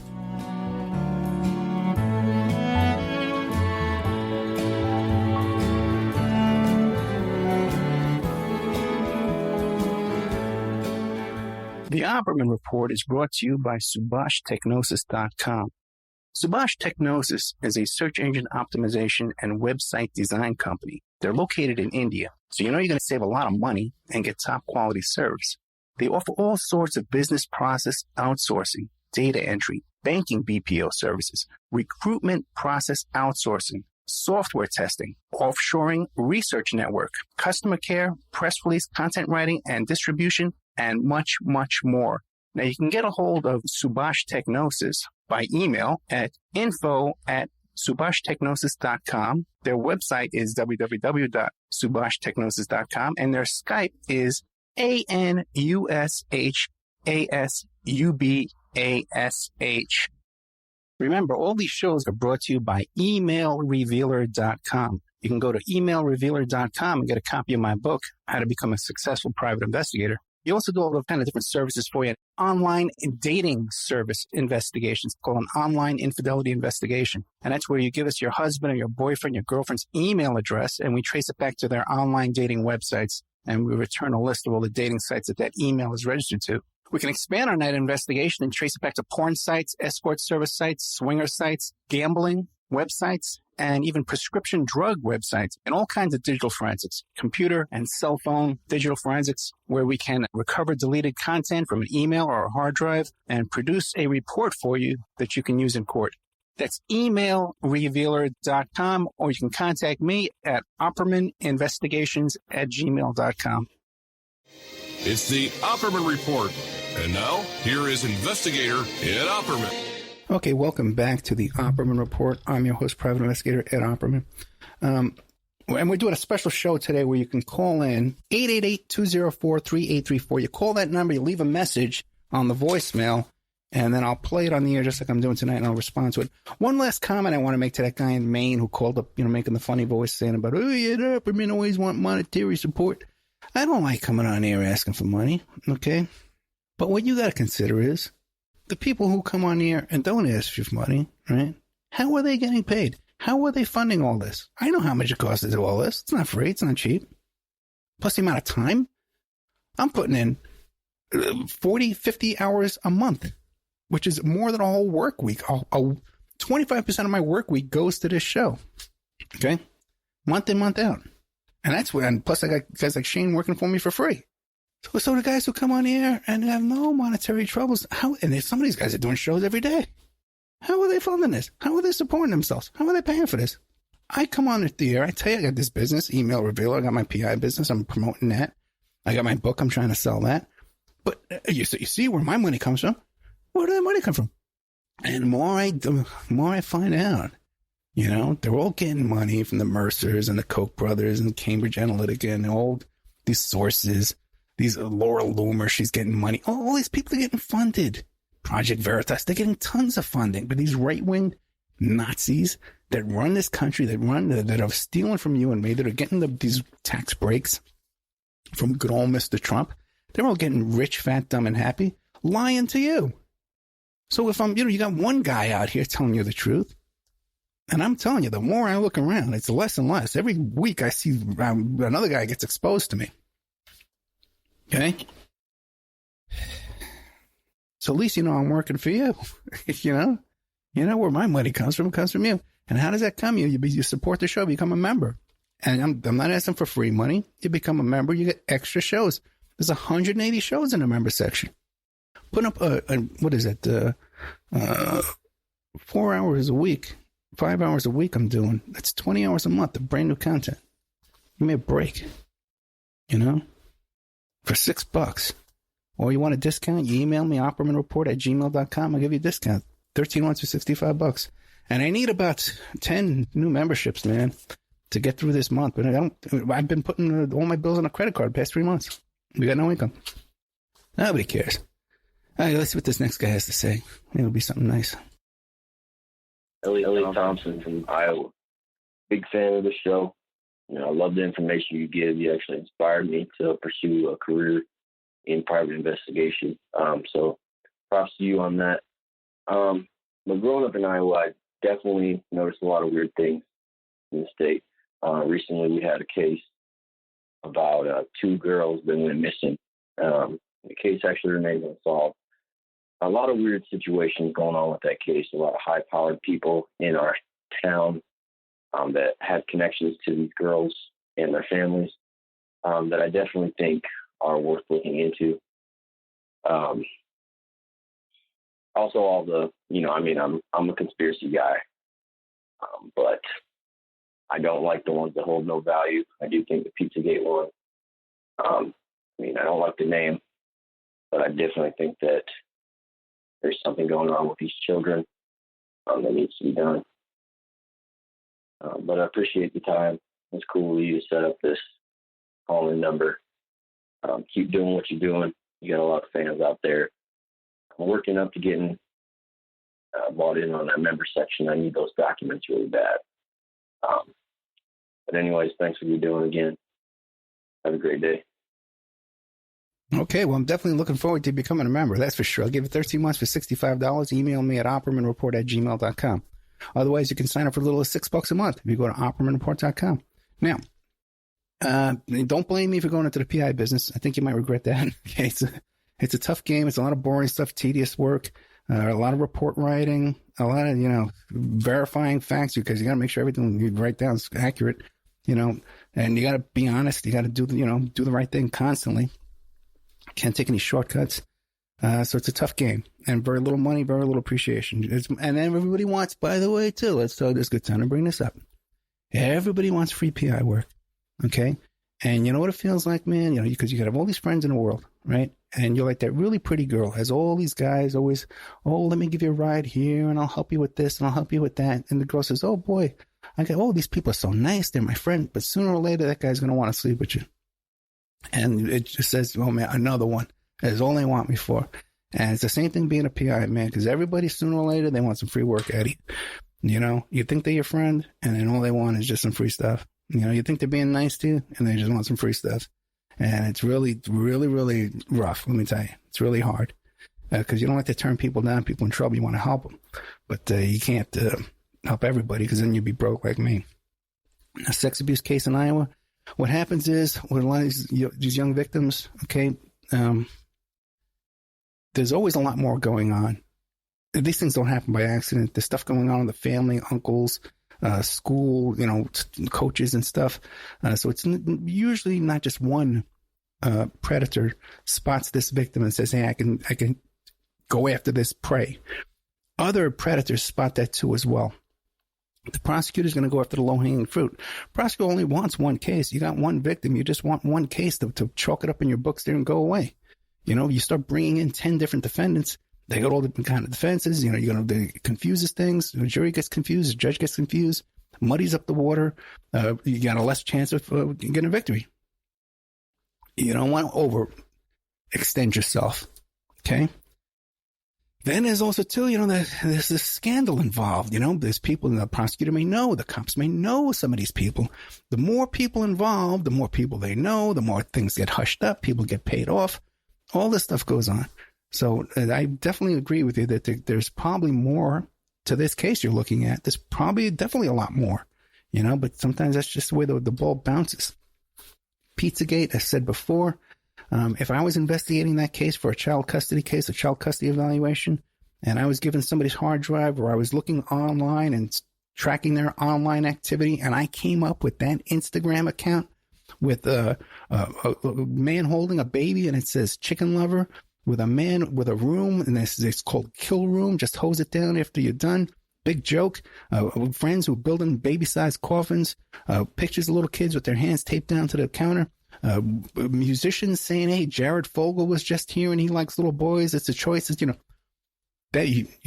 that's a gold mine of information that any judge would look at that and say that the person behind that Instagram account is not allowed to have visitation with their unsupervised visitation with their own children. Okay? So now you have a situation here where people are talking about that they have after school programs at this pizzeria. I don't know how they're pulling that off. There's something more going on there. I've had people I know firsthand that I've interviewed off the air that have gone to the police, that have gone to the FBI. There's no results. You got to wonder, okay, he knows all these powerful people. A lot of people think this is a CIA blackmail operation, which is what it looks like to me. So there's a lot going on there. More than meets the eye. What happens? You get 1,000 Pizzagators out there with YouTube channels muddying up the water with all kinds of confusion and nonsense. When I did my first show about Pizzagate, if you go back and look, I'm the first guy to do it. First guy that did a show about Pizzagate was Ed Opperman.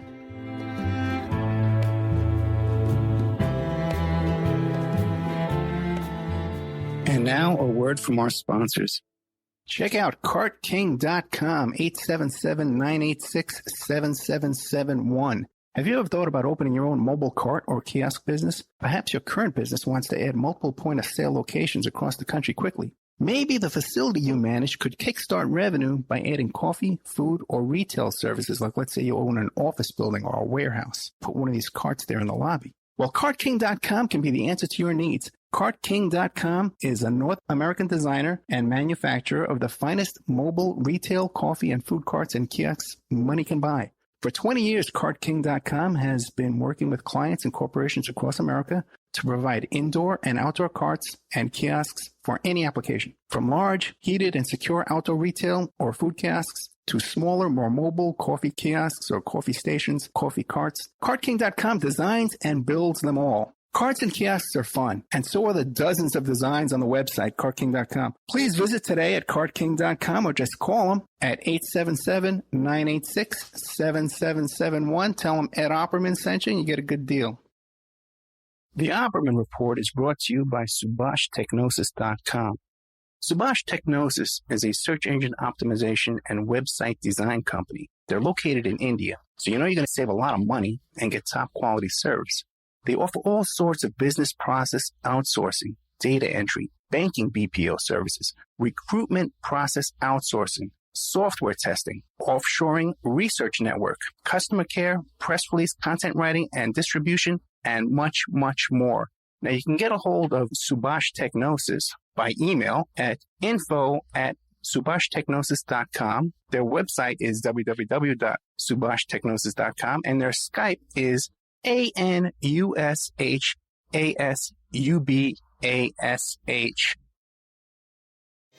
It's the Opperman Report. And now, here is investigator Ed Opperman. When I did my first show about Pizzagate, if you go back and look, I'm the first guy to do it. First guy that did a show about Pizzagate was Ed Opperman. On Reddit, they were saying, oh my God, look at this. They're talking about Pizzagate on the Ed Opperman program. Oh my God, he's got 1 million listeners. Look at this. This is finally we're making... No one was talking about this before me. Maybe a couple of YouTuber nuts.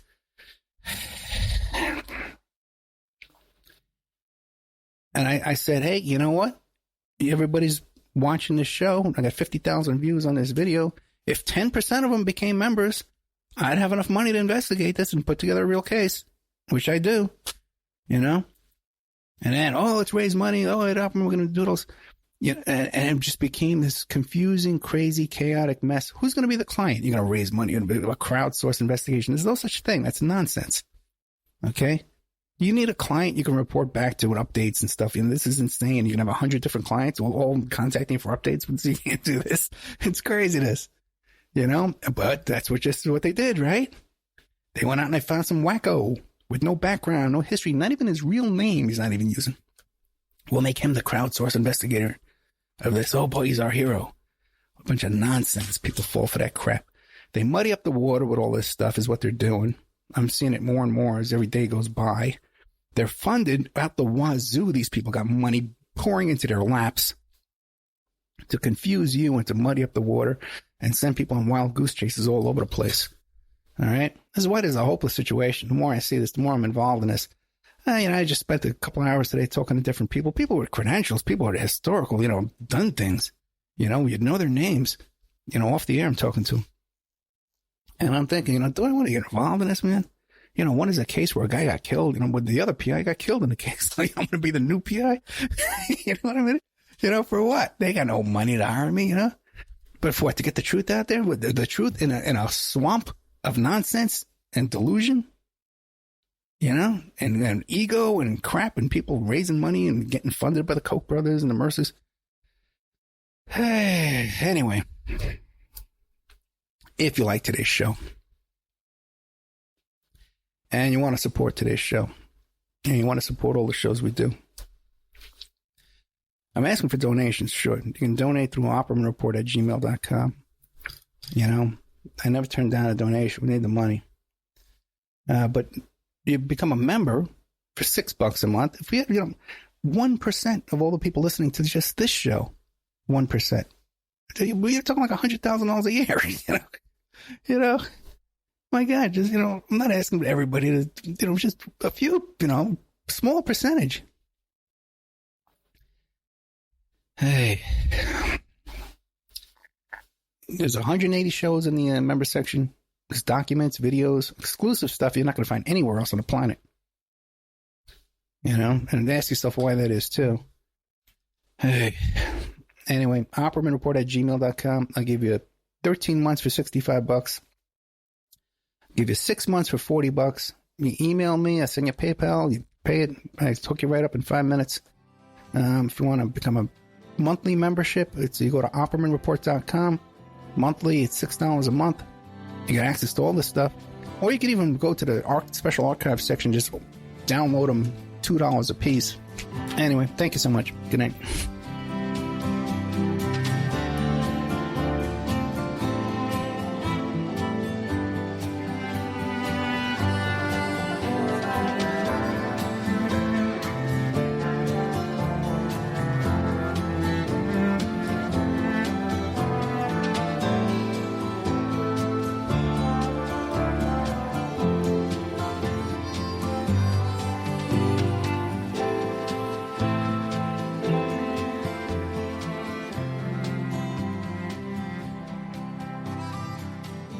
Remember, all these shows are brought to you by emailrevealer.com. You can go to emailrevealer.com and get a copy of my book, How to Become a Successful Private Investigator. You also do all the kind of different services for you. Online dating service investigations called an online infidelity investigation. And that's where you give us your husband or your boyfriend, your girlfriend's email address, and we trace it back to their online dating websites. And we return a list of all the dating sites that email is registered to.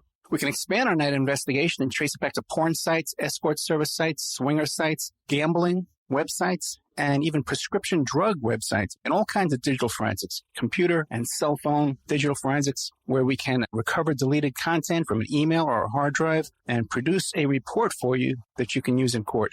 That's emailrevealer.com, or you can contact me at oppermaninvestigations@gmail.com.